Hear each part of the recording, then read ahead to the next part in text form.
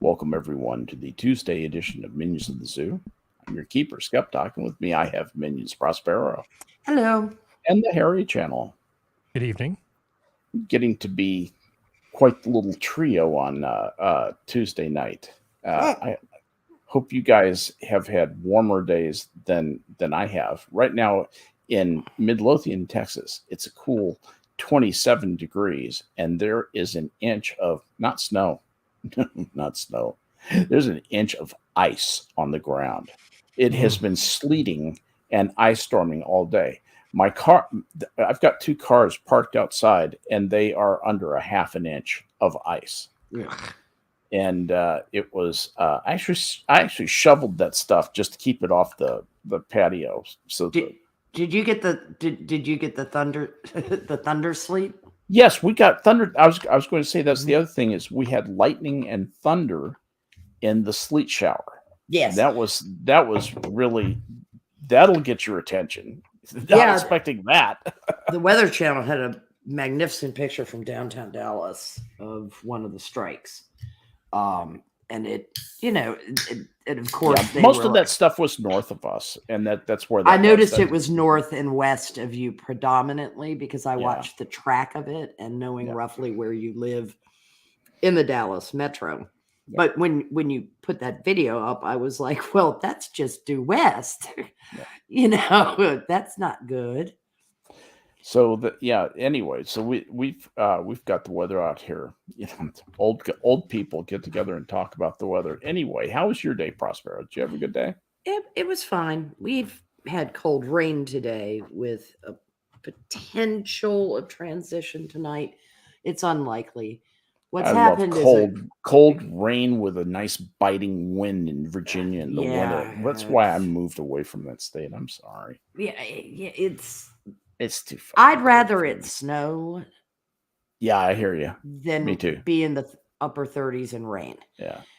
Only because my bones just react to it. So it's been one of those days.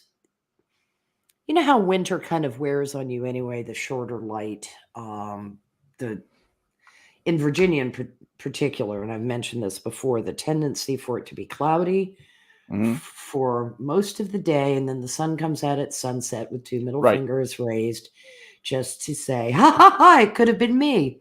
Yeah. But it was also damn near 60 yesterday. And so today our temperature has gone down consistently all day long. Yeah. So that we're in the upper 30s now and damp. Yeah. So you know what my day's been like. Yeah. My day's been like indoors. I wanted to take a nap all day and couldn't because fuck you, that's why. Yeah. And so it was unproductive and frustrating because it's been unproductive. Although the frustration really comes from having gone on Twitter at about 8 o'clock this evening. All right. Well, before we start talking about what a little eunuch Bill Crystal is, Harry, how was your day? Well, this should be relatable to you. Well, I'll try to keep it short because it's probably only going to be relatable to you. I decided it was time to pull out the telescopes last night, so I tried to do a little backyard observing because the comet that the green one, I thought I might get a look at it. It was magnitude 5.4. Unfortunately, I was looking into a light dome, and the moon was half out, being a dickhole the way the moon can be. No way, Jose. Yeah, no way, Jose. Well, hope springs eternal. Yeah. I hadn't really set up the finder. I have a red dot finder on my little 5-inch folded optics thing. I have like a little, what is this? What are you? Oh, it's a little Vixen 5-inch Maxtov Cassegrain on a nice little tripod. And I was trying to do my thing, and I'm like, oh, it hasn't been aligned. I can't find this damn thing because I can't figure out where anything is. I'll just put a different eyepiece on it so I can get a wider view. So I pull out this beautiful 7-element thing that's like the size of a hand grenade. And yes. Put it on the end of this little tiny scope on this little tripod. I love reflectors. Yes. And what started happening is as I was trying to position it, it would just the weight of the eyepiece would just Funk. I'm like trying to look for this comment. It's like, no, you're gonna look straight up is what you're gonna do. Fuck you. When you know you haven't overspent on your Altazimuth mount. I'm sure you have an equatorial mount on it, but well, that's an Altazimuth mount. This is my really? This is my grab and go travel scope. That's what I have. That's what I have. I've got a little Tasco 2.4 refractor that it's Altazimuth. I've got a Celestron that's equatorial. So I have I'm just exactly the same. This is weird. Well, I have a Vixen, a little 5-inch little Vixen. It's a cute little scope. I mean, it's great for travel because it takes up almost no room, and really, you don't need a lot to go with this. It's a nice little self-contained package for just going. There it is. This is like the modern day Questar.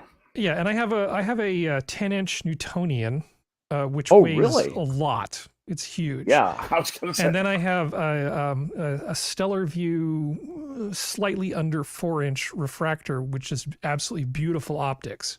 It's not a big scope, but it is just the crispest, purest, most wonderful refractor optics you could hope to have. It's a beautiful scope. That's what and that's where refractors shine. Yeah, perfect for planets. Absolutely perfect. Planet gazing. Absolutely. I mean, it's not quite up to the Takahashi astrograph kind of range, but it's a really nice scope. But for your dollar. Yeah, well, it's made in satisfaction for your dollar, man. It's made. I can't remember which town it is in the foothills of the Sierras in California, up in the mountains, where they make these things. But it's actually made in the U.S. by American people. Some dude in Truckee. It's good. It's nice. But so I have nobody that, makes anything in Truckee. The nice thing I have is kidding. In terms of the mount. When I'm really serious. What I get out is my Losmandy G11. Now, you can look that up later. Okay. You'll know what I'm talking about. That freaking thing takes about 40 minutes to set up. Welcome to Mount Palomar North. Yeah, you take that thing, you try to level it, and then you have to use the G11G with the equatorial mount? Yeah, I don't know if it's a G. That might be a newer version than the one I have, but you have to basically put a scope in it, line it up on Polaris, get that thing done. It's a really sweet thing. I just love this. This is telescope porn. Yeah. Well, this is before we talk about putting your lens though. No, but putting your enhancer orb. I was just like on your teeter totter. You needed a counterweight. Yeah, I went to put this 8mm eyepiece on here. What I really need to do is for my little grab and go scope, I need to get one of those cheesy but decent quality eyepieces that you can just sort of turn the little knob on it and it'll change the focal length. Mm-hmm. And then with that and that scope, I would have a little package that I could just take with me anywhere with almost no work. Yep, that's a G11. Isn't that beautiful? That's what we're talking about. Yeah, when I put the water heater size thing, I use a much bigger weight than that. I clicked on where it said click for larger image. My breathing quickened. Yeah, that's fucking top notch. That thing is such a pain in the ass to hook up. Oh you God, have no idea. It's a gadgeteer's nightmare dream. Oh yeah, it's got electronics, and you have to have power, and right, exactly. That's my knock on my Celestron. But anyway, well, you go up up on top of a mountain, and not only do you need power for this, but then you need to put the special things to keep the optics from frosting over, and it's just like there's so many wires and red LEDs. Damn. That's why I kind of like just my nice, simple telescope. Pack and go. Yeah, just pack and go for like bright objects. But nothing was going to happen last night. But I have to say, it was really nice to just get outside and have a scope and just kind of tool around and look at stuff. It was really nice. A 5-inch Cassegrain, if you've got the right optics for it, you can see spiral galaxies and Oh, yeah. all kinds of things. The M87, M81. There's a lot of cool objects to look at that are not planets. A 5-inch telescope with decent optics under dark sky, you can see a ton of stuff. Absolutely. No, that's a perfectly good little scope, and I can't remember what I paid for it. It was not terribly expensive, and it's Japanese made. It's a really nice little scope. It's nicely put together. The Japanese do good astronomy. You got to admit, that's one of their good fields. But anyway, but I thought you would relate to that. Thank you so much, and thank you everybody, including Prospero, for bearing with Harry and me. I wasn't bearing with anything.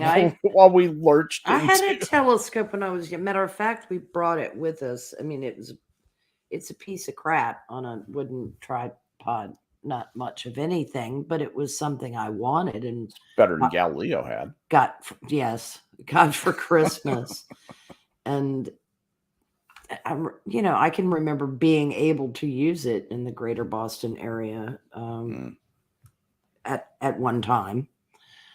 It's like I got Boston is a lit city, though. Well, it's much. The South Shore it was really nice because it was dark where we were, but we had a sizable hill behind us. There was only so much we could see, but it was effective.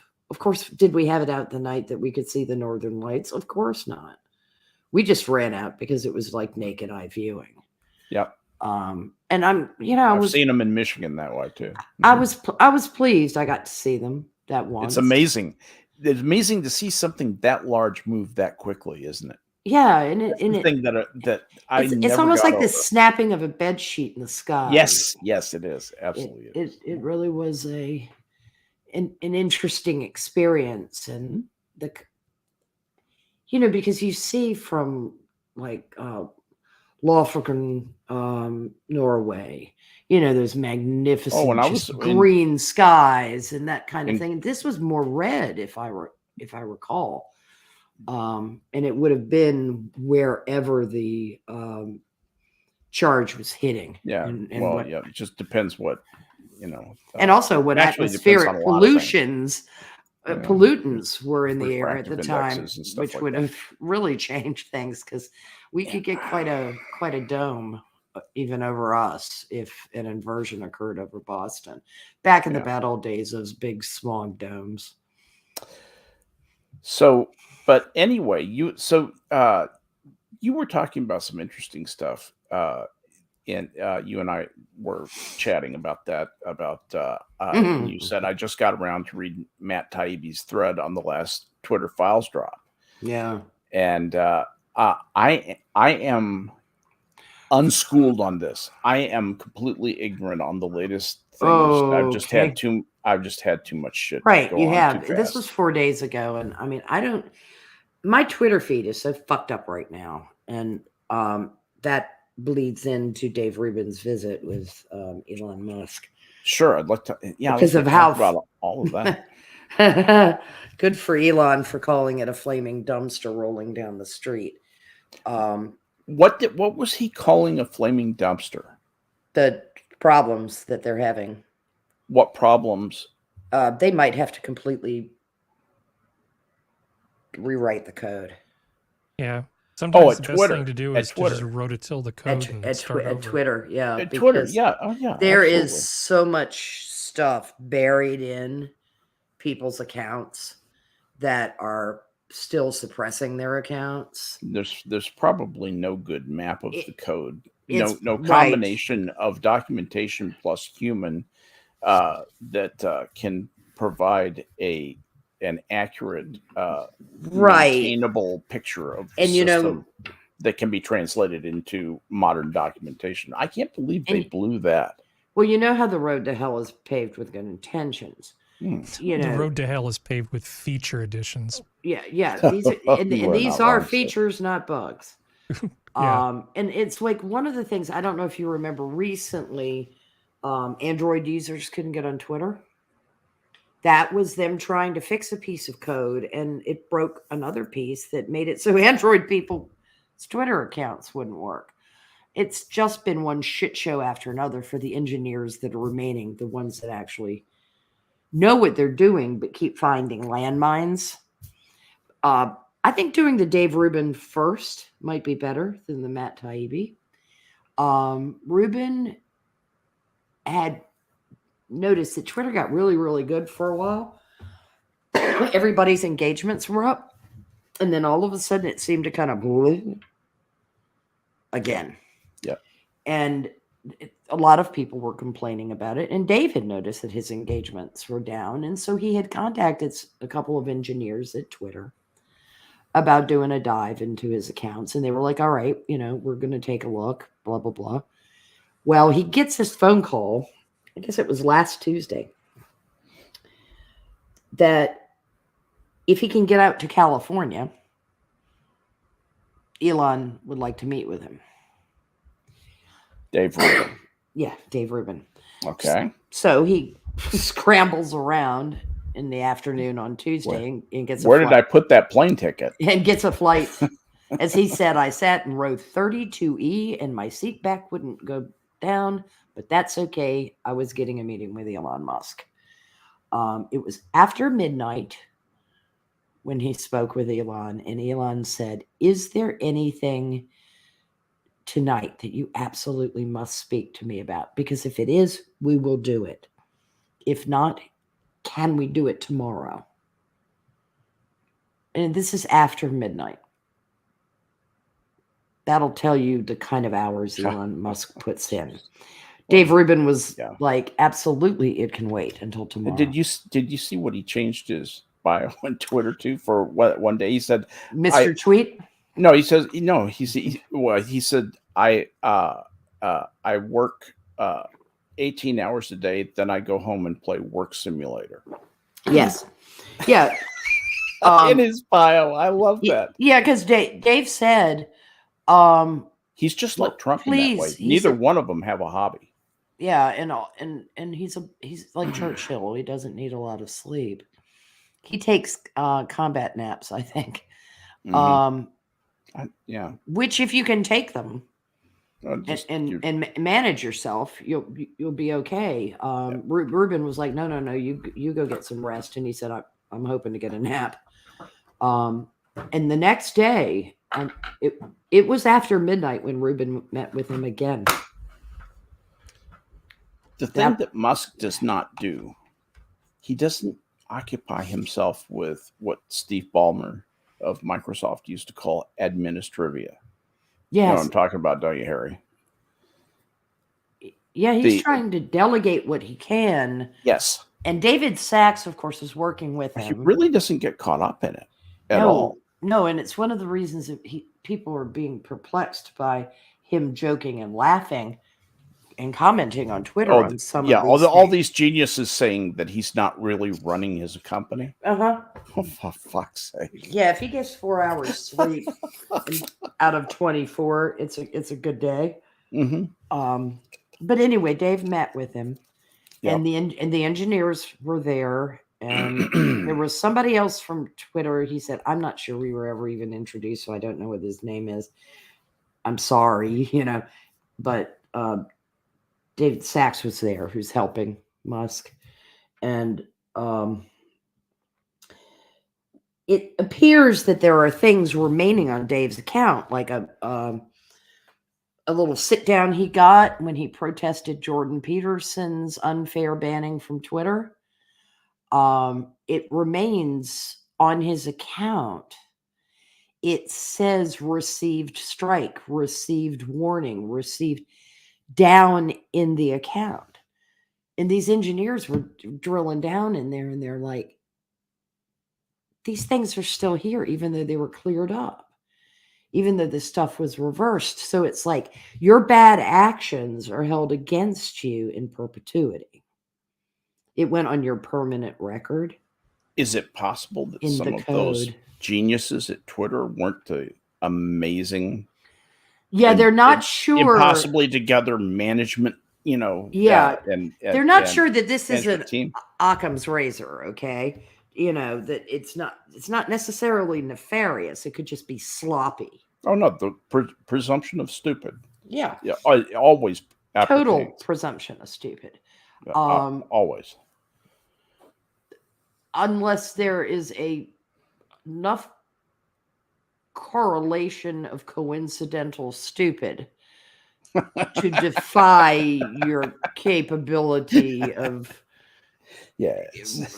applying Occam's razor. Okay, you know, it's more like the razor was used to slice the jugular. Yeah, I was just going to exactly use that. We were way too similar. Yeah, and that applies exactly the analogy I was going to use, and that applies in the Taibbi thread also, because the mainstream media apparently likes. So, all right, what's the latest from Taibbi? What's going on with? All right, now this is 4-day-old news, so I'm sure if you know there are going to be some people listening who are like, "What the fuck, man?" Listen while Aunt Prospero teaches Uncle Skep. Yeah, but Taibbi started off with "Move over, Jason Blair. Twitter files expose next great media fraud." It turns out that there was this big shoes to fill. Data source, Hamilton 68, that was accusing a bunch of right-leaning accounts of being Russian bots. I saw something about that. Mm-hmm. But I didn't pay it any mind. And the Twitter people, you know, took a look at Hamilton 68, this digital dashboard that claimed to track Russian influence, and it was the source of hundreds, if not thousands, of mainstream print and TV news stories. Yes, while Trump was in office. The dashboard was headed by none other than a current MSNBC contributor, but former FBI counterintelligence fella named Clint Watts. And it was funded by the FBI counterintel. Yep. Once again, somebody from DOJ. All right. Now, when I say that, the FBI is a separate agency from the DOJ, but they are under the DOJ. They're a branch of the DOJ, y'all. It's just they get paid out of a different appropriation. They carpool to work and talk about their cases. Yes. Because they're all part and parcel of what people have referred to as the deep state. Or they all live out in Arlington and Alexandria and Falls Church. Mm-hmm. And their kids go to school with people who work at Langley. It's absolutely fascinating. But this is the fucker who was heading this. It was funded by, in quotes, from Taibbi, a neoliberal think tank. Oh, get this, the Alliance for Securing Democracy. I swear to God. Is this a bunch of limp-wristed Republicans or what? Oh, well, there's one. What are they? There's one of them in there. This is the Advisory Council for the Alliance for Securing Democracy. Is this the Bill Kristol thing? Yes. Mike Chertoff, Homeland Security Secretary. Yeah, Homeland Security. Dweeble. Tomas Ilves. He was elected president of the Republic of Estonia. I've got his baseball card. Yeah. Mm-hmm. David Kramer. His rookie card. David Kramer, who is in D.C., his most recent job there before he joined Florida International University's School of International and Public Affairs. He most recently was a director for human rights and democracy with the McCain Institute for International Leadership. Of course. Worked for W. William Crystal. Billy Boy. Swamp beast extraordinaire. Yeah, the single most butthurt motherfucker. I'm a neocon. I just like war. Michael McFaul. He was National Security Council, and I believe he was the ambassador to Moscow. Sure. Why not? Why not? Just regular folks. Just absolutely just regular. Salt of the earth, possessed of great practical wisdom. Wearing the spandex. Michael Morrell was acting director of the CIA in 2011 and again from 2012 to 2013. Hence, Langleaves being mentioned. Anna Palacio, an international lawyer specializing in international and European Union law.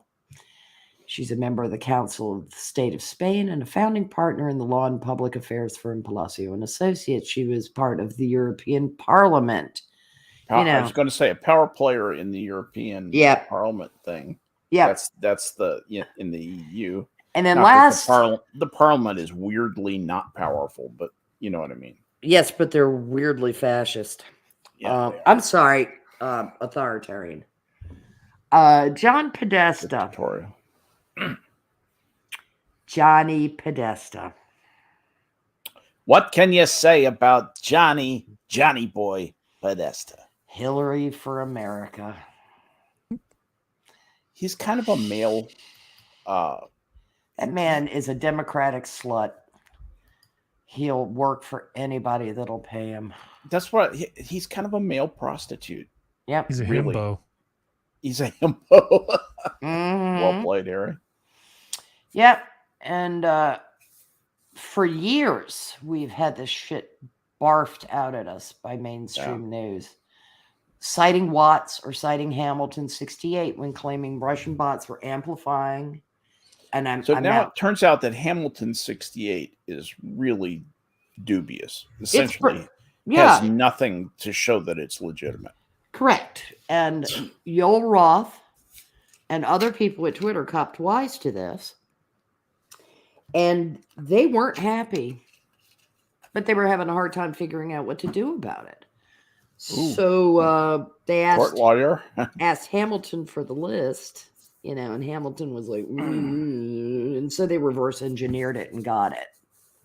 648 people were on this list of folks, but the amount of news stories that were vomited out citing this, the politicians who cited it, reliably Adam Schiff, Mark Warner, Dianne Feinstein, they all put out retractions on No, nobody seems to give a shit about that. Matter of fact, one of the first comments on the end of Matt Taibbi's stream was a lady who has Facts Matter in her Twitter bio who said, nobody gives a fuck.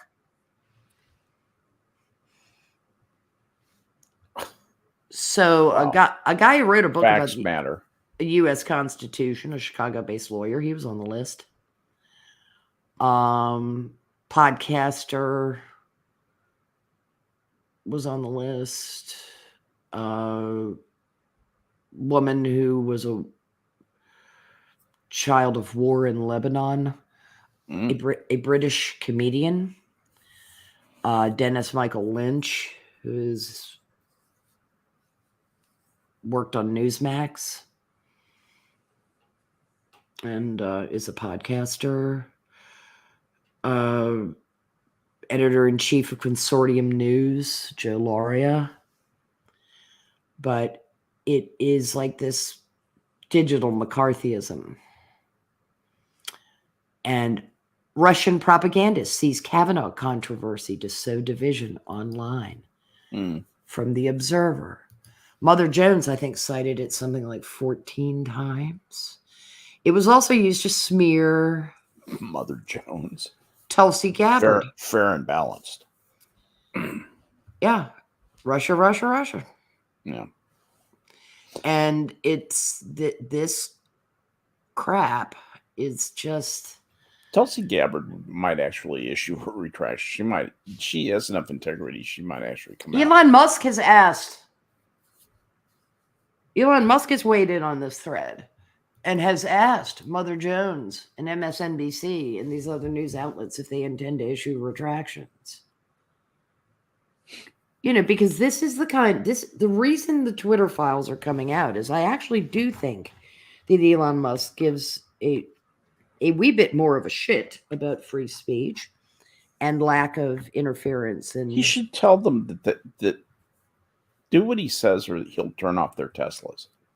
Yeah. Just kidding. No, not really. No, most of them probably are driven into town by drivers with Suburbans. Fair enough. You know how that works. Yes, I do.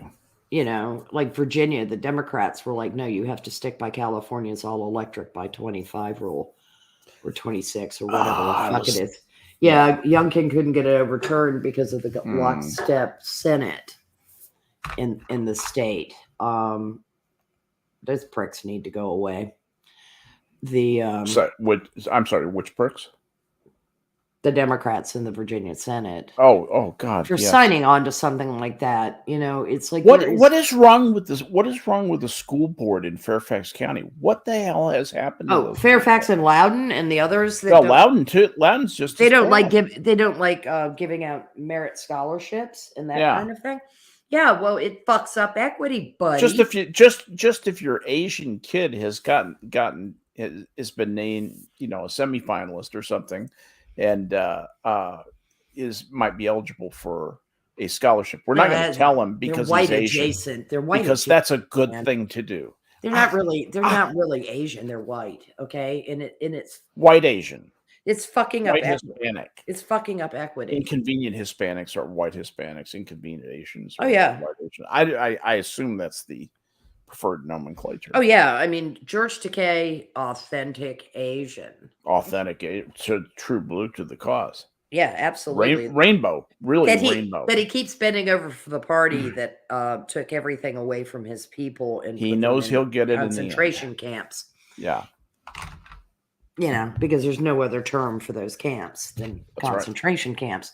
And no, he's still bending over for that same party because I guess he believes that thing about the party switched or some shit. Mm-hmm. You know, and it's like, nah, hardly, son. Hardly. It's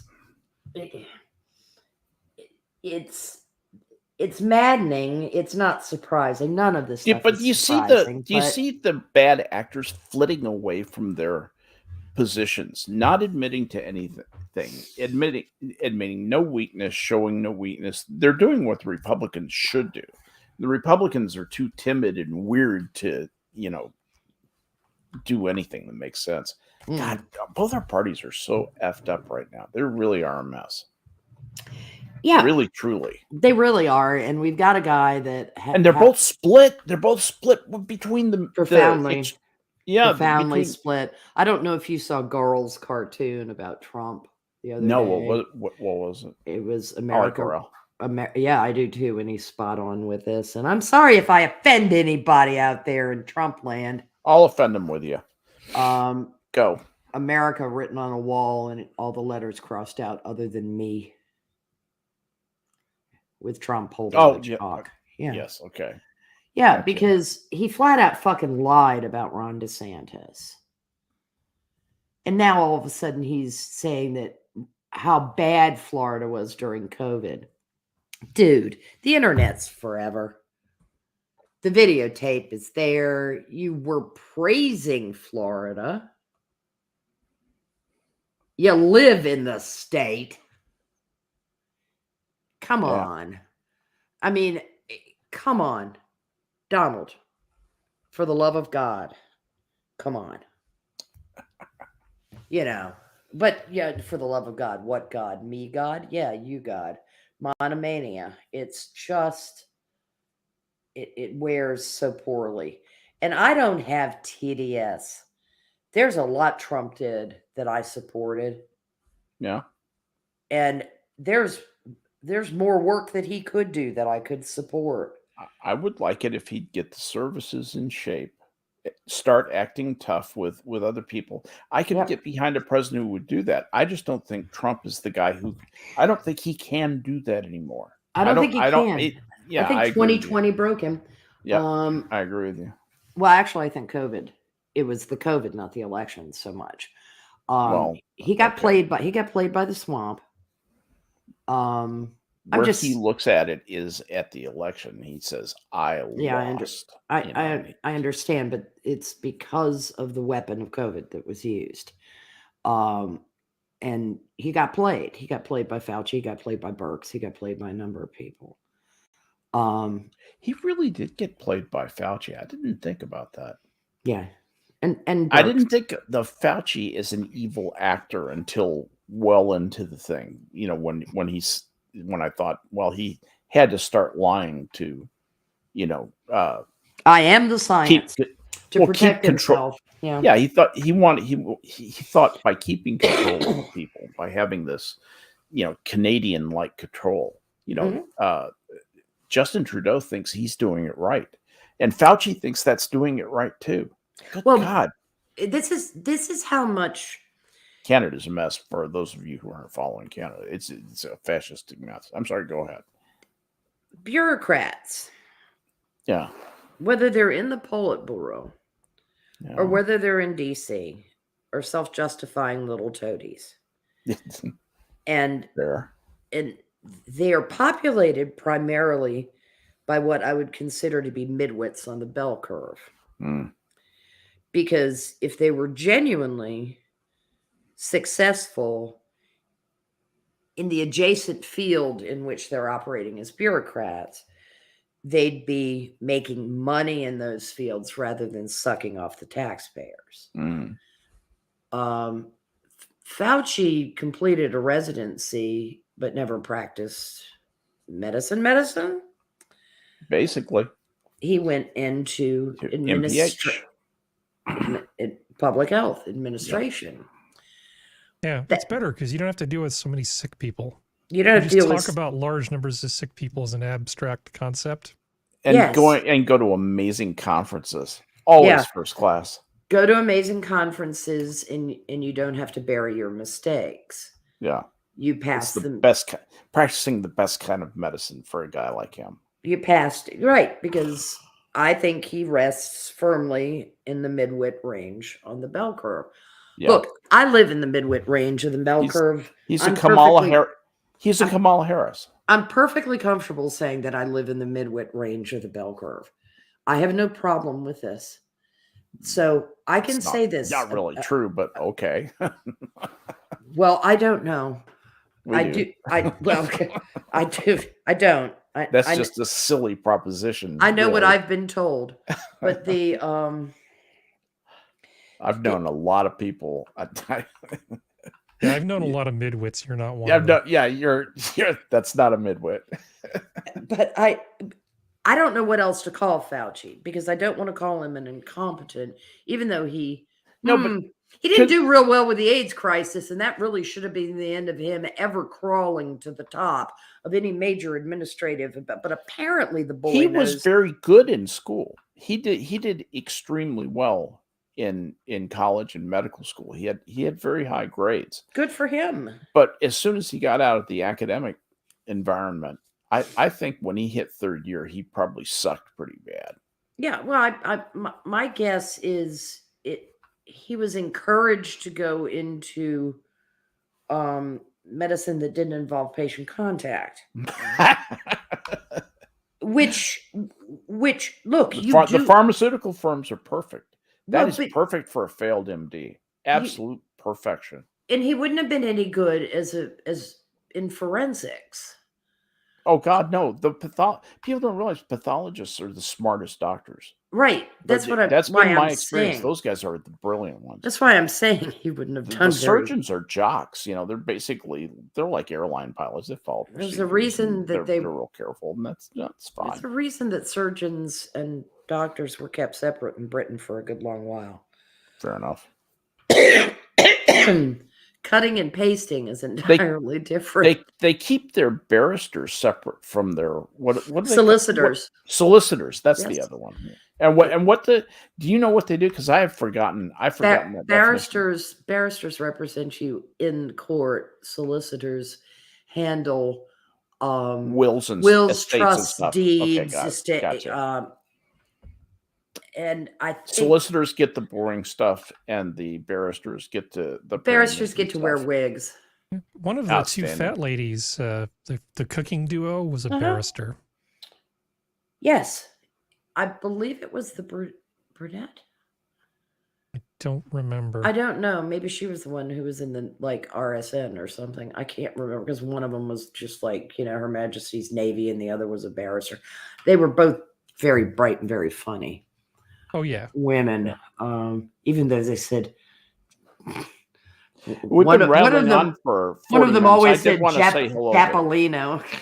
I did want to say hello to chat just for a second before I feel like we're about to transition topics, and so I want to say hello, Cannibalistic Wizard Joel McLaughlin and Hate Camel, Raymond Lewis. Nothing is here. Hi, nothing to see here. Good to see you. Let's see who else is here. Costin is here and Spud Gun. Hello, tall person. Nice to see you guys. Wow, quite a crowd. Yeah, nice little crowd to our little enclave of heretics. Yes, to hear us render our judgment on the questions of the day. So yeah, it's a solicitors do other stuff and represent you at magistrate's court.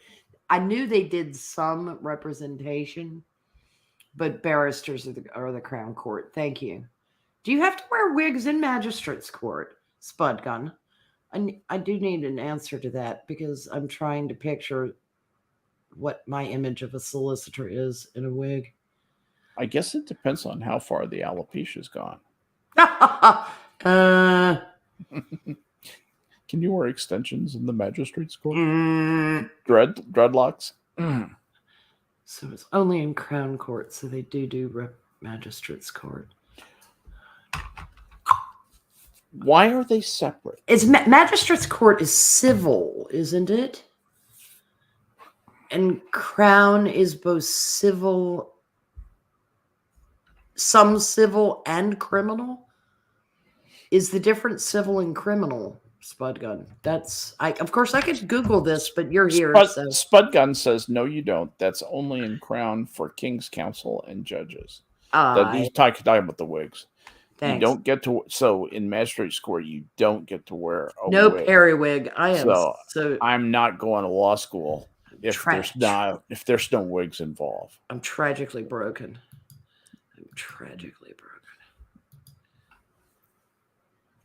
It's awful. So who was the last wig president of the United States? Speaking of wigs. Dickhead before Lincoln. Millard Fillmore. Thank you. Because the wigs end with Lincoln and the new Republican Party. Well, the Republicans were born. I wonder if that is the way that this will happen, that the far right, the Proud Boys, will splinter off and the rest of the Republicans will become more libertarian and maybe pick up enough independence to be a force. Oh God, no, they're too. Or is the Democrat Party not going to shoot itself in the face like it normally does when an advantage is presented to it, like the Republicans are doing? And will they? My money is on them to fuck it up. What do you say? That the Republicans will fuck it up? No, that the Democrats will fuck up this amazing advantage that the Republicans, by being pretty fractured actually internally. I mean, they couldn't even get a Speaker of the House elected. And I know that has to do with House politics, but it's a reflection. It was glorious, though. It was glorious. But it's a reflection of what bad shape that party is. Oh my God! When you have somebody run down the aisle and rush over and try to grab someone, I know. Put your hand over his mouth and yank his head backwards. That's like an illegal tackle. You know, as a ref. I know it was illegal hands to the face. You know, that's targeting. Yeah, should have had another guy basically clip him at the same time. You know, that would have been good. I am not an enormous Matt Gaetz fan. Yeah, but I was that night. I'm not really ever a Matt Gaetz. Yeah, but I was that night. Matt Gaetz is just this guy who I look at him and the word lout comes into my brain, and I just can't get over that. And he I looks agree like with what him they on a lot of things, painted but Brett Kavanaugh to be. Yeah. The stuff I disagree with him on is so vehement and so violently disagreeable that I could never get behind him for anything. I'm glad he doesn't represent me. Yeah, but you know what I mean. There are times that you can cheer. I felt sorry for Paul Gosar. Yeah, because he really did look like he'd swallowed a bag of tacks. Yeah, every time he spoke McCarthy's name. It was painful. I mean, you could see him picturing himself hanging himself. Yeah. My soul is dead. My soul is dead. And I mean, I knew McCarthy was mad, and I knew that he ran up there to try to confront Gates, as if Gates were the sole leader of the Freedom Caucus. Gates isn't even really the Freedom Caucus, okay? No. The people who've done the hard work for that are more people like Paul Gosar. Yeah, but he's the biggest ego. Oh yes, and he's the shiny object of the Freedom Caucus. That's true too. Yeah. And I mean, I would defy somebody like McCarthy to stand toe to toe with somebody like Rand Paul on principles regarding liberty. Okay. Yeah, McCarthy's actually surprisingly bright. Have you ever heard him in an adversarial debate? He is a very bright guy, but he's fairly quick on his feet. On matters of liberty, I don't trust him. No, I don't think he has the right. Yeah, I agree. I trust Rand Paul a lot more. Not merely because his father is still alive, but because he has chosen to stand on principle in some of the most uncomfortable, terrible optics. No kidding. Positions. There have been times that I've actually thought, you actually didn't have to do that. Mm-hmm. You could have just abstained. But it was kind of studly. It was studly, but it's really hard to argue about like the firefighters and police officers fund for 9/11. That's unpalatable to most people, if you know what I mean. Yeah. I know how to make the argument, and I'm not going to do it tonight because it is a highly flashpoint emotional issue. I live next door to a family. Her sister worked the site after the event. She was a New York City police officer and has had cancer since. So I understand the emotion that is tied up in this. But New York also got a fuck ton of federal money. Mm-hmm. Just saying. That was as sotto voce as I could say it. Mm-hmm. And bad things happen to good people all the time. You just made me wonder something. You just made me have a thought. But, I have admired Rand Paul for taking these unpopular positions. I've never admired him more, I have to say, than when he went after Clapper and those people and the whole question about the drones because of the wording. Mm-hmm. And the wording was not clear. And it was not clear that Posse Comitatus meant anything to anyone anymore because it was suspended under George W. Bush. Fuck him. I'm sorry I ever defended that man because suspending Posse Comitatus to me is a traitorous act against the people of the United States. Well, yeah, the Posse Comitatus was outlawed, I thought. It was, but it wasn't. Didn't we kind of take care of that back in the 18th century? No, we did, but no. It was suspended under the Patriot Act, and that was renewed. Oh God! When the Patriot Act came out, I said to people, you think you love this and you are going to hate this. It's temporary, Skep. What's your problem? Yeah, like the income tax. 14, I forgot it. 14 days to flatten the curve. The United States was just attacked. Do you hate freedom? 3 years. Terrorism. 3 years in, 14 days. Do you hate the baby Jesus? Do you hate the baby Jesus? Look, I feel like Don Imus all of a sudden. I have freely admitted on this that initially, because of my anger and my emotional state, the Patriot Act didn't bother me. Yeah. The name of it bothered me, though. The name of it bothered me. You know, there was that kind of, I've read it. It doesn't seem that bad for right now. But at that same time, Patriot Act sounded like, oh my God, are we going to bring back the Alien and Sedition Acts? I was against it from day one. I was on record just saying, no, this is not going to age well. Good. I'm glad you got. Me too. I went emotional. I really did. I freely admit that, and it embarrasses me. But I'm happy to admit it because I learned from it. I mean, I didn't get the damn thing passed, so I don't bear the moral responsibility for it. But shamefully, we've got to get the thing repealed. That's what we've got to get. Absolutely. That toothpaste is going to be harder to get back in the tube than you think. Yeah, that was Pandora's box. That one might think. Yes. There have been several Pandora's boxes that have been opened in the 20th. Pandora's fragmentation grenade. If they ever got it repealed, every single person who voted to repeal it would be living in constant fear that something would happen and that their opponent would point their finger at them and say, you let this happen the day you voted against this act. Bullshit, because it hasn't stopped anything. But that doesn't matter. That's what they're afraid of. They're afraid if they undo it, it'll become a political liability. If anything happens, it'll be the end of their career. Well, at least Rand Paul has always supported getting rid of it. Yeah. Not saying they're right. I'm just saying that. Oh, I know. That it's fear that makes them continue to re-up this thing. Also, the huge amounts of pork that are available without review.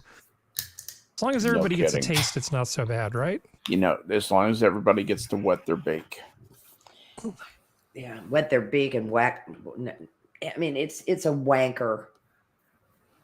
It's a circle jerk. It is. It's a daisy chain, whatever you want to call it. I mean, they just all sit around and jerk each other off. It's disgusting.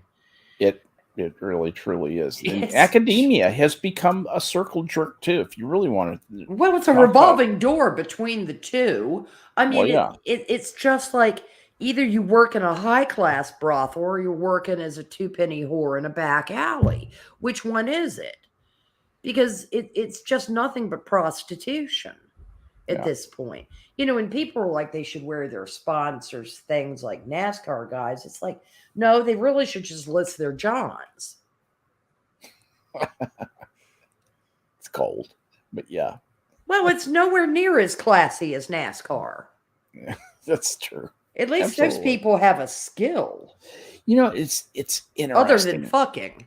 You know, people look down on NASCAR folk, and there are many NASCAR folk in this part of Texas. Believe you me, that is a very popular sport down here. We have a big track nearby, and you know, it gets a lot of press. It's political death to look down on NASCAR. Mm-hmm. Politicians, Republican, Democrat, everybody in Texas, every single one of them will sing praises to the high heavens of how much they love NASCAR. Half of them couldn't even tell you. They couldn't tell you the difference between the smell of burnt rubber or spent fuel, but, you know, they'll tell you it's wonderful. Yeah. I will say this. I have been to... We had season tickets starting in, maybe 2009. Where? To RIR. Really? Nice. That's Richmond International Raceway for y'all. My 40th birthday was spent at the track. That's a quality birthday. That is the first NASCAR race I ever attended. Now, I had been watching NASCAR, started in about 96. I was late to the dance. And my driver won that race, so it was like the perfect birthday. Absolutely perfect, because I already had a driver, aligned myself with them Kellogg's cornflakes of Terry Labonte. And he punted Dale Jarrett out of the way coming into the fourth turn and right across the track. Richmond is an interesting track. It's a D-shaped oval. Those are names from my youth. Your youth. No. Dale, not Dale Jarrett. That's Ned Jarrett's boy. But Richmond is a D-shaped oval. Like Daytona is a D-shaped oval, except it's banked and a shit ton shorter. Yeah, you got that. You got a short back stretch. I'm looking at it right now.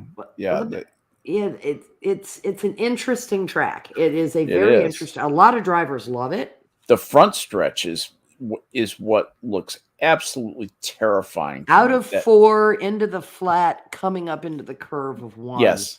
Yeah, is busy. That looks absolutely terrifying to me. I saw an Indy car race there. You want to talk about something amazing? Watching an IndyCar race at that racetrack, you could not see the numbers painted on those cars except along the backstretch. Really? And we had incredibly good seats. They were right at the beginning of turn 1, all the way at the top. So I could see a good portion of the back. I could see the backstretch. The only thing I couldn't see is the dip out of turn 3 into turn 4. Because that's a short little run around there, and a lot of stuff tends to happen. I'm sorry, you were sitting on the back stretch? No, we were sitting on the end of You're the front sitting on the front stretch. End of the front stretch. I see what beginning of turn 1. Beginning of turn turn 1. I see it now. And we were in row 31. So I'll tell you how many rows up we were. That's right on the track, guys. It was. No, it wasn't. It's in the first couple of sections. It was a good bit up, though. Not nosebleed, but pretty far up. Because it was like bleacher stairs, so it got you up there. But I mean, if a car came into the wall, I can't tell how elevated that is. How elevated the stands are. If a car came into the wall, it was high enough for me to see the backstretch. Like I said, I lost turn 3. Also, there was a Jumbotron over there, which made it difficult. But because we had sat in it was the Jumbotron right in the middle. I see the Jumbotrons right in the middle of the. Kind of got in the way. Yeah. But if somebody hit the wall, I could feel it through my feet. But anyway, Prospero and I are the only two people probably interested in the stadium. But we are interested. It's cool, and I love this kind of stuff. But I went to races from. I mean, the first sporting event held that was of national interest after 9/11 was the race at Richmond. Oh, really? Okay. The September race at Richmond. Football. You really remember football was the next day. Oh, okay. When they went back to it, but it was. Do you remember what Saturday you night race. When you started doing things again after you stopped reacting to the tragedy on 9/11? That really was it. Going to the race. Yeah. And being in a large venue, and then there's like because there was always a 15th. The F-15s from the Air Wing that was here, it's now down in Langley for the Virginia Air Guard, would always do the flyover, and it was like, whoa. And we were sitting in turn 4 for that, but they did a whole hold up your cards, American flags, sing. Is the Air Guard getting the F-15s? They had them. Yeah, I don't know nice. I don't know what they're flying now because they moved them to Langley. They moved them out of Richmond down to Langley. They consolidated. For the Air Guard famously does not get the best planes, unfortunately. Yeah, those were the only planes in the air for a little while there. Yeah. But Yeah, that was the first thing we did. And it was a little weird to be going to an area that was going to be an extremely crowded venue. I mean, it's not a huge racetrack like Daytona, but it's crowded and a public event being televised, that kind of thing. That's soon after, but also at the same time, we wanted to be there. Felt normal. Well, it also felt like raising a couple of middle fingers at the people that wanted us to stop living normal lives. Yeah, to live in fear. Yeah, it's like they attacked the wrong city for that. Yeah, that's the truth. I mean, I hate to knock California the way I do, but the psychic scream out of LA would have deafened us all. Yeah. Or San Francisco. True. But they attacked New York, which had that hey kind of attitude, and it's not understanding America. I've said this on the show before. They didn't really attack us. Don't forget, they did some things. They did some things. That's right. I mean, I know, and I've said this on Minions before. Mm-hmm. If I wanted to instill genuine fear in the American public, that's not how I would have done it. By any stretch of the imagination. They don't understand our culture. No, they don't. No, you do something that overt, that blatant and that aggressive, and what you get is without a blackmail setup. Oh really? Yeah, you get a whole lot of fuck around and find out. Yeah. People are going to take you very seriously. They're going to take you very seriously, and they're going to kill as many of you as they can find, and then they're going to kill your cousin's goats. That's what I mean by take you very seriously. Yeah. Or as Toby Keith said, we'll put a boot in your ass. It's the American way. Right, exactly. And he's not wrong. That has been our way. You attack us, we will fuck you back. My problem is we started fucking with people that hadn't fucked us. The Afghan conflict, I didn't have a problem with. The Iraq one, yeah, I had a problem with it. Saddam Hussein was not that stupid a guy. Tell me if you think this is as important as I do.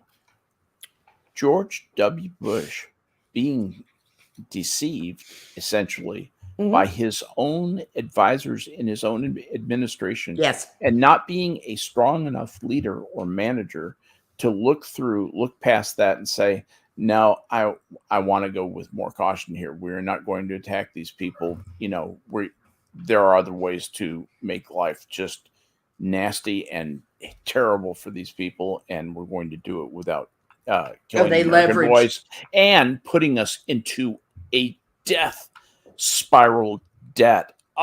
That's what I can't forgive George W. Bush. They leveraged a highly emotional soft public spot. Yep. Oh no, not just the public. They leveraged a soft spot in W. Remember, Saddam had put the hit out on his dad. Yeah. And that is something that Saddam was stupid enough to. Do you think that made any difference to George W. Bush? Yes, I do. I think there was a lot of I think he tried to look HW losing. Yeah.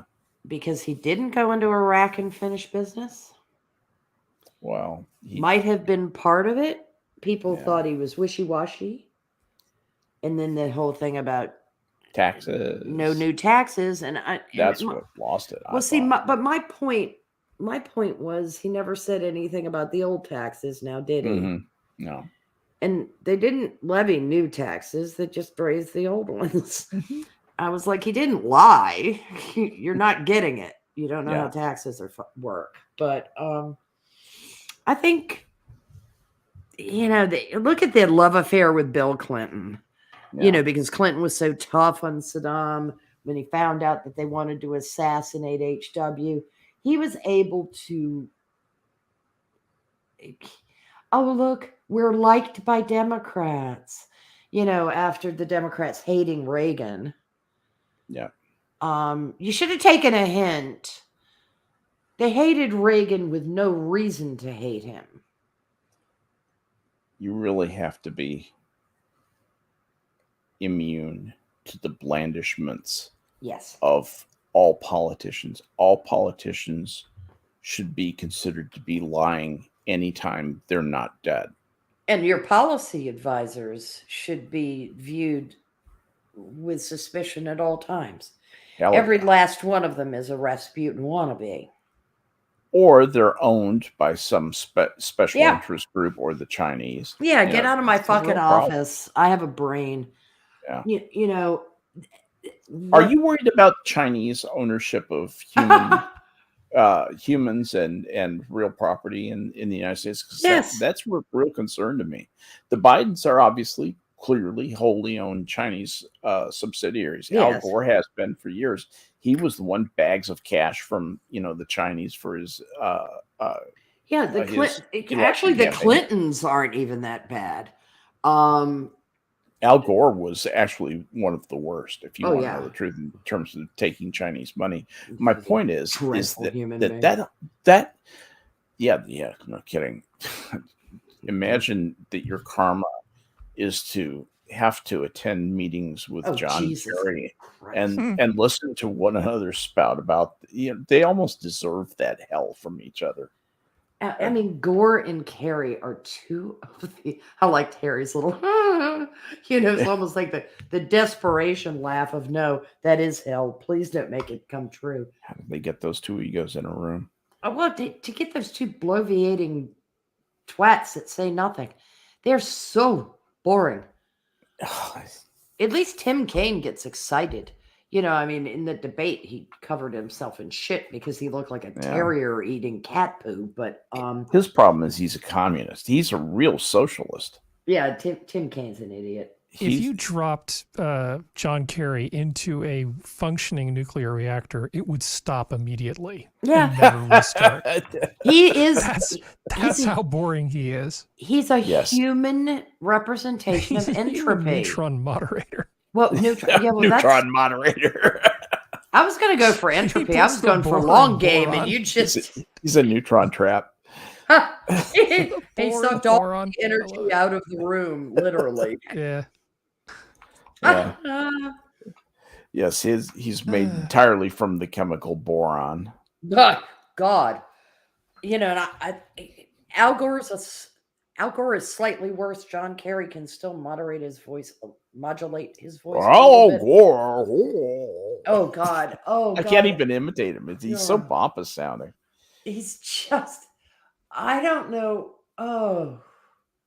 And you remember his father. His father was a senator. Yeah. And his mother used to go around and tell, Al's born to public service. He's born to be president. She used to go around telling people that her son was born to be president. Well, that's going to fuck you up. Look at John Kerry. They gave him the middle initial F. He tried to emulate Jack Kennedy in his life. Yep. And hence the importance of the Swift Boat story that ended up getting all fucked up, because it turned out that he was LARPing as a hero. Yeah. It's not stolen valor, because yes, he wore the uniform. Al Gore wore the uniform. You walk around with a little shiny camera. Some VC sniper could have nailed him. But are a shame, really. I'm just kidding. I'm not. Yes, I am. I put a dramatic sigh in there. You did not have to narrate it. but the 3 out of 4 Purple Hearts require a Band-Aid, and 1 took a stitch. Yep. Yeah. I can't.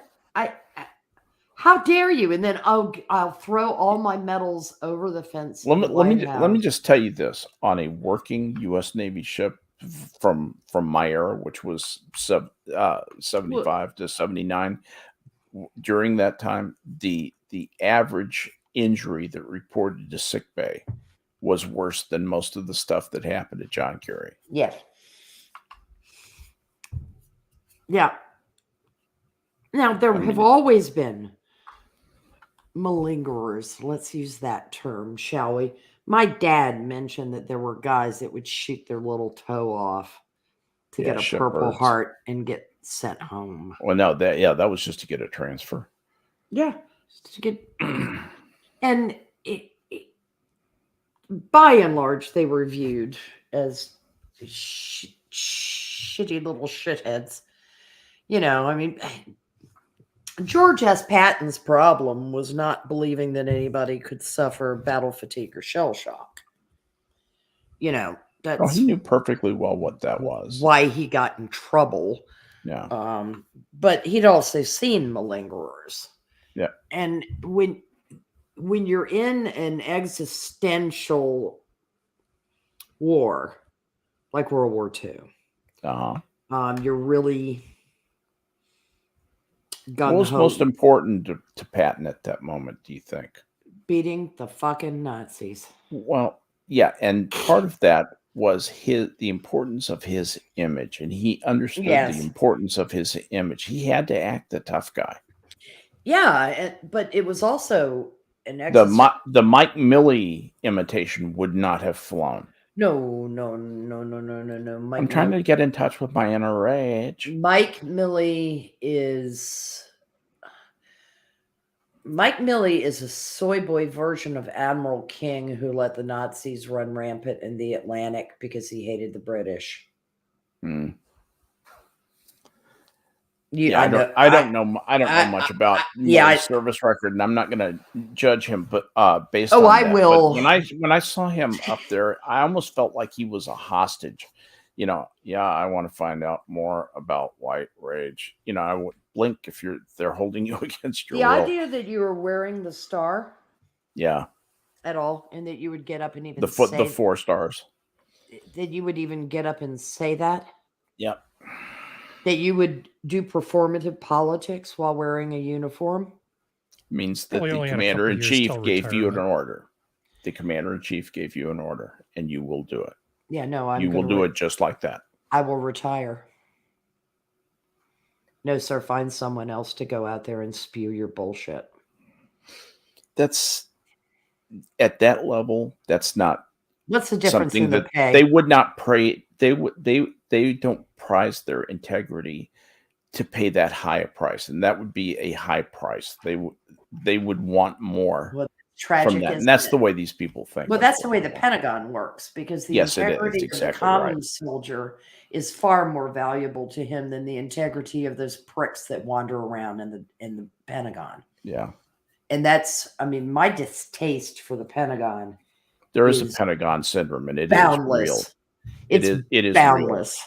Real. When you see an officer who's been in the Pentagon for, like the middle 10 years of his 20-year career, so he had 5 years as a junior officer out in the field, and then he's a butt 10 years in, and then you're trying to figure out, well, I've got to send him out to get his, XO tour, his executive officer tour. Theoretically, he's ready to manage a base there, because we're thinking about, promoting this guy to lieutenant colonel, and that's how bad officers get made at the senior level. And they come out of the Pentagon. You're exactly right.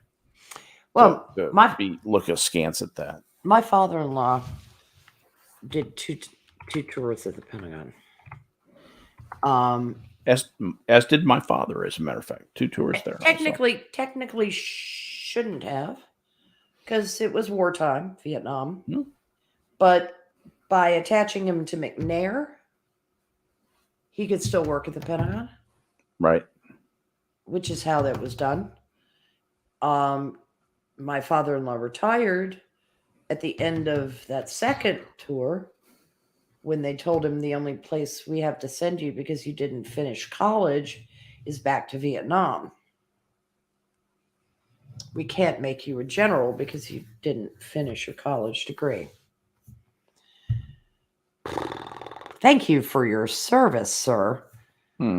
But you don't have a piece of paper. What year was that, roughly? 1970. Yeah, that I can see that happening. Back then, I don't think that would happen now. Now, if somebody was promising they're coming up and, promising lieutenant colonel type, and you say, he was a full we got to get this guy ready. But back when he's lieutenant colonel, they'll notice him and say, we got to get this guy ready. He's going to wear a star someday. Yep. Let's get him into, and what they do is they send him to, even if they haven't completed college, they send him to a master's degree program, because the master's degree program, they just, say, this guy is good. Get him in here. He's going to be a super achiever, and they always do well and all that. Because he had been that's what in PGS. That's what the postgraduate school was. Yeah, he had OCS in World War II, and then served in the Philippines as an officer, and then returned to civilian life, and then came back. 90-day wonders. He came back for Korea, because they were like running low on people who were coming back, and the guy he talked to, somebody he knew, had said, I'll guarantee you don't go to Korea if you're willing to go to Germany. And that's definitely true. Yes. You'll go back in as an officer. And so he was a major during most of the 50s, promoted to lieutenant colonel in the late 50s, made full bird, then rolled his 2 at the Pentagon, and then was going to have to go back to Nam. You know that the major rank is the workhorse officer. Yes. That's what runs the Army. Yeah. Yep. He was stationed in Germany, then came back stateside. That's when they adopted my husband. Then he was in Vietnam. His tour ran short because his father died suddenly. And he was given compassionate return. Right. And they were like, look, you were so close to the end of the time we were going to keep you there. We're going to keep you here. And then they moved him to Italy. That's where he, I think, moved to lieutenant colonel. They were at in Verona. CTAF. He was a gentleman from Verona. Yeah, in CTAF. They basically sat on the nuclear stockpile in Italy, aimed at Albania and the rest of. That's the tactical attack force, right? Yes. Yeah. Okay. The Central European Tactical Attack Force. Yeah, that's the point. Yeah, that was a high pressure. That was the pointy end of the spear. That's the point. That's the pointiest part of the pointiest end of the spear. Yeah, that is the tip that goes off. Yeah. So I mean, he served in high pressure position, and certainly served honorably. And it annoys me that they were still harping about college degrees. That's the Army. Because it was a few credit hours. Yeah, it is the Army. It's the most Army that could ever be an Army.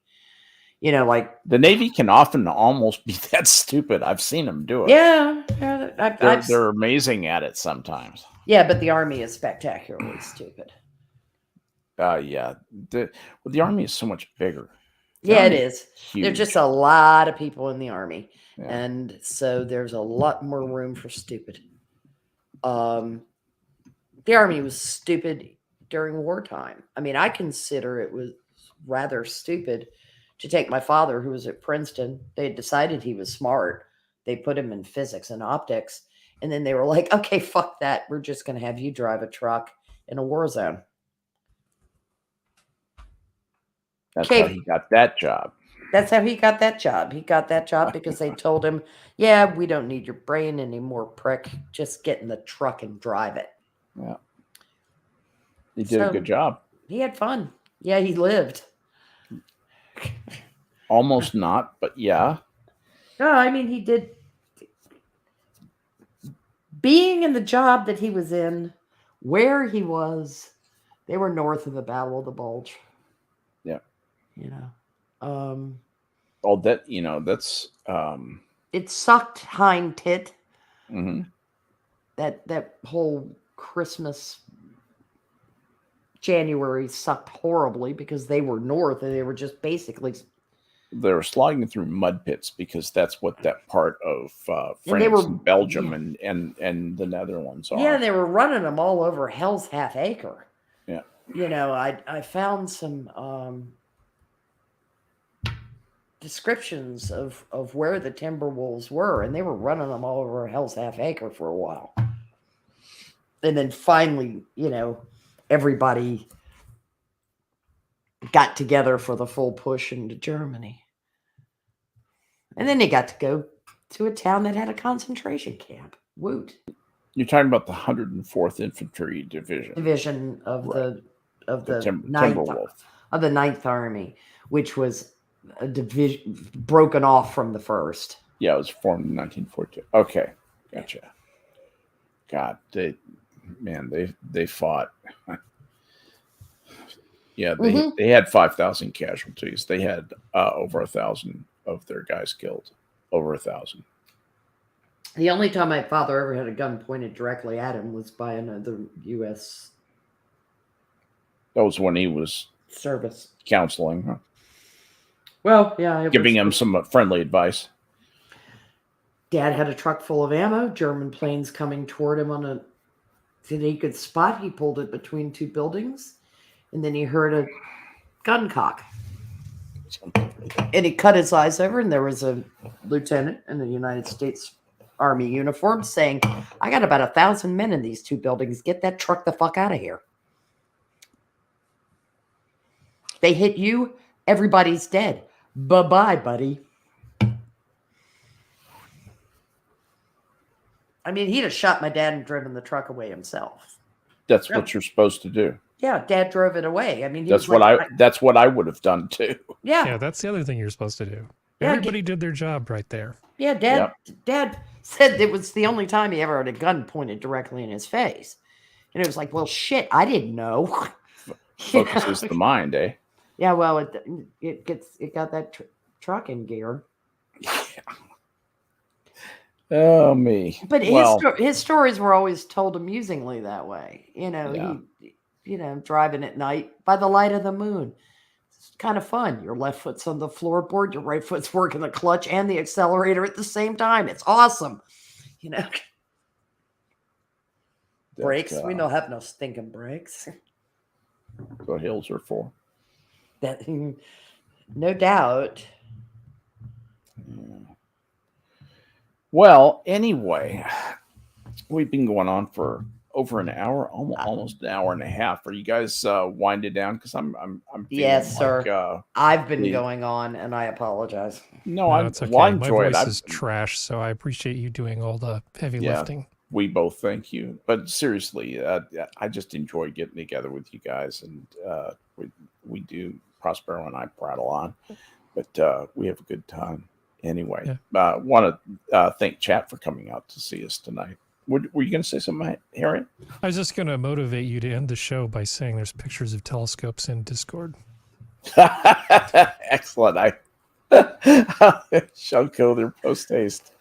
That sounds wonderful. But seriously, guys, thank you for coming out, listening to us. We do it for you. We also do it for ourselves. We have a good time. Thank you to my two friends for hanging with me tonight. But we're gonna call it good because the zoo is closed. Good night.